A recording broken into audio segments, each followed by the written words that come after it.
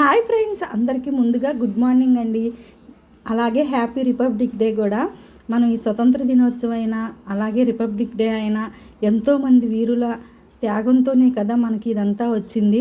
కానీ ఆ రోజుల్లో అందరూ మనది అనుకునేవాళ్ళు. దేనికోసమైనా సరే అందరూ కలిసి ఒక కుటుంబంలా మనకి మంచి జరిగితే అందరికీ జరిగిద్ది అని భావించేవాళ్ళు. కానీ ఈ రోజుల్లో అలా కాదండి.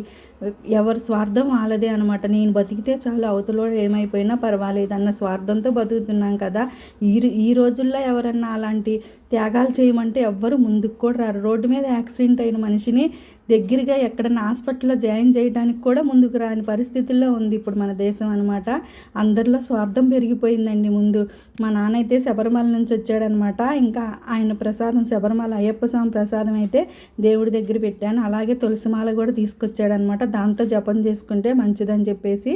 ఇంకా మనకి తిరుపతి లడ్డు ఎంత ఫేమస్, శబరిమల అయ్యప్ప స్వామి ప్రసాదం కూడా అంతే ఫేమస్ అండి. ఈ రెండు టేస్ట్ మాత్రం మనం ఎప్పటికీ మర్చిపోలేము కదా.